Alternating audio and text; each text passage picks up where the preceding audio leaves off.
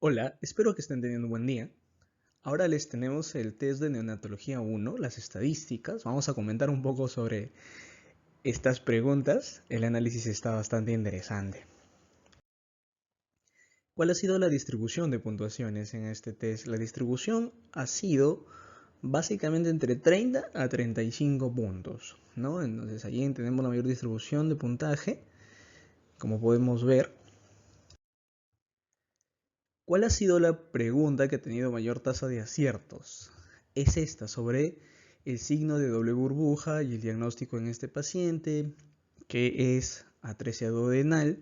También la encontramos en otras patologías, la doble burbuja. Eso se ve en los comentarios que tenemos en la pregunta comentada y también en la discusión en video.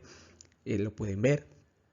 Si se han equivocado acá, hay que revisar muy bien este diferencial y sobre todo las patologías que lo componen. Además de eso, ver en qué se diferencia, o sea, cómo podemos diferenciar una pregunta de otra, ¿no? Si nos preguntan por páncreas anular o por atresia duodenal, en fin. Bien, esta ha sido la pregunta con mayor tasa de aciertos. La otra de las preguntas que he tenido bastante acierto ha sido esta sobre hipotiroidismo. Bueno, sí, es una pregunta bastante común con los signos característicos de hipotiroidismo congénito, así que no hay mayor comentario. Otra de las preguntas que ha tenido buena respuesta es esta. Un hijo pretérmino de madre con RPM con signos de obstrucción y sangrado del fecal. ¿Cuál es el diagnóstico más probable, ¿no? Entonces, la enterocolitis necrotizante es la causa y la gran mayoría acertado. Entonces, si estoy dentro de ese grupo, tranquilo. Pero si no lo estoy, ¿qué hago? Repaso este tema porque veo que toda la competencia lo domina y yo no. Para eso sirven estas estadísticas. Ahora veremos algunas de las preguntas con mayor tasa de errores. Nos hablan en este caso de un recién nacido por cesárea, con antecedente de preeclampsia materna, 3 horas después, presenta dificultad respiratoria y vómitos. O sea, es algo muy sintomático en las primeras horas. El examen físico tiene taquimia y cianosis distal, no central, distal, sin soplo cardíaco, murmullo vesicular sin alteraciones. Entonces, hematocrito 69% y hemoglucotés 45%. O sea, hay dos diagnósticos, pero acá te piden decidir, como decidir cuál es la prioridad, ¿no? De tratamiento, por decirlo así. Una pregunta polémica, es una pregunta polémica, así que si se han equivocado acá, tranquilos, no pasa nada, seguirán equivocándose cuando nos pongan preguntas así. Entonces son como que 50-50, pero deberían haber quedado entre dos, nada más. Y aquí veo una distribución hacia insuficiencia cardíaca, por ejemplo, por ahí sepsis neonatal. Taquimia transitoria. ¿Por qué transitoria? Porque dice que es un recién nacido por cesárea. Se dejaron llevar. Pero taquimia transitoria con cianosis distal, ¿no? Con una frecuencia respiratoria de 70. Vómitos. ¿Mm? Te dan un hematocrito de 69 y un hemoglucotés de 45. ¿Cuál es el diagnóstico más probable? No sé, ya habíamos hablado por ahí en algunas preguntas sobre la hipoglicemia, ¿no? Y el punto de corte. El punto de corte varía para la hipoglicemia asintomática, pero para la hipoglicemia sintomática vale que esté menor de 55 y con síntomas. No tenemos que esperar más.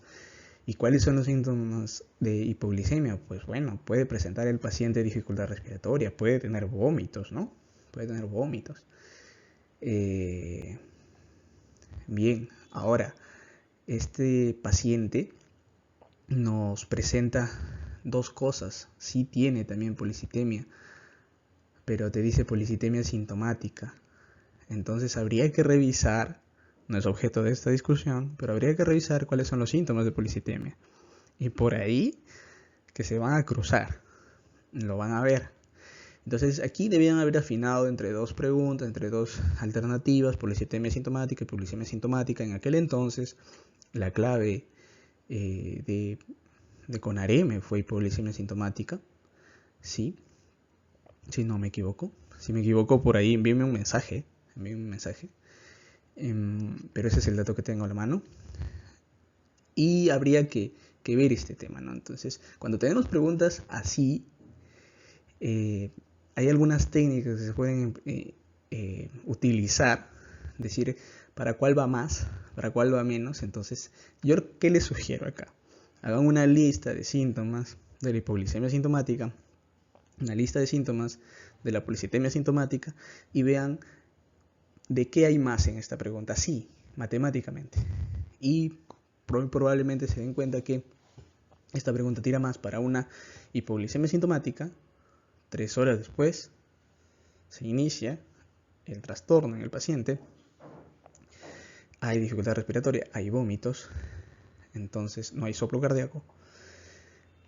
Por lo tanto, podríamos pensar más en una hipoglicemia sintomática, probablemente, pero también no se descarta policitemia sintomática. Eso es lo que tenemos que aprender, que hay preguntas que son así, que van a tener dos claves, que van a estar mal planteadas y que básicamente vamos a tener que hacer un suma-resta de lo que hay más y lo que hay menos y tratar de responderla. Y bueno, eso nos va a ayudar a solucionar un problema mientras estamos dando examen. Sé que a varios les ha pasado, varios han postulado antes y han visto este tipo de preguntas. Preguntas que tienen probablemente dos claves, que tienen un planteamiento un poco loco, pero hay que tratar de entender la pregunta, no pelearse con la pregunta. Porque ustedes saben que los errores, como siempre digo, los resultados, como siempre digo, son irrevocables. Así es. Continuamos. Otra de las preguntas con mayor tasa de errores es esta, y sí yo sé por qué, porque responden que suspender temporalmente la lactancia como método de diagnóstico, pero acá te dice que se puede hacer esa prueba. Podemos discutir sobre su utilidad, hay distintos estudios, se ha demostrado, no se ha demostrado, ya no está recomendado, ¿no? Y para cuando fue hecha la pregunta, pues sí se podía utilizar como método diagnóstico. Hay que también ponerse en el contexto temporal de la pregunta, ¿no? Pero proporcionar alimentación suplementaria de agua, definitivamente no. Y eso va a pasar, en la que te preguntan cuál es el septo y tienes que escoger la que es más alejada, la peor respuesta. Eso también tienes que aprender un poco, porque de esto también viene bastante, y aquí es donde se hace la diferencia muchas veces en este tipo de preguntas. En este tipo de preguntas que en realidad el que hizo la pregunta no está viendo todo simplemente tu conocimiento, sino tu capacidad de seleccionar una alternativa sobre otra. Porque es claro, yo les entiendo. Me van a decir, no, pero oye, continuar la lactancia materna no está contraindicado. Es cierto, pues, o sea, no está contraindicado, es verdad.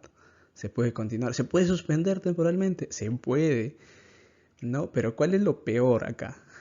Proporcionar alimentación suplementaria de agua, ¿no? O agua en lugar de leche materna. Se dice que la lactancia materna debe ser exclusiva, ¿no? Ese es el dogma, entre comillas, de la lactancia materna, ¿no?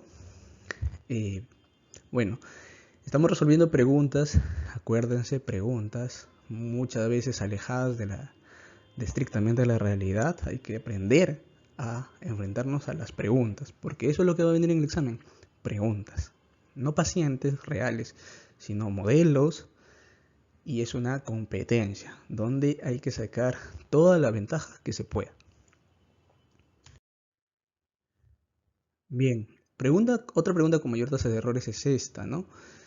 En los lactantes menores de 3 meses la incidencia de ictus sí es mayor en varones. Pues. Una pregunta fácil, que han fallado muchos. Hay que revisar ese tema, ¿no? Bien,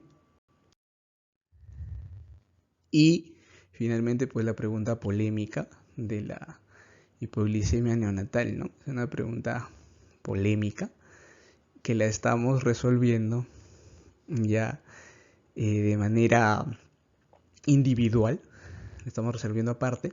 Así que sigue nuestro canal, suscríbete para que no te pierdas ninguna actualización. Bien, eso ha sido todo. Si quieres tener acceso a todo a la resolución de las preguntas y a todas las estadísticas, tanto generales como individuales, suscríbete al programa. Muy bien, hasta luego.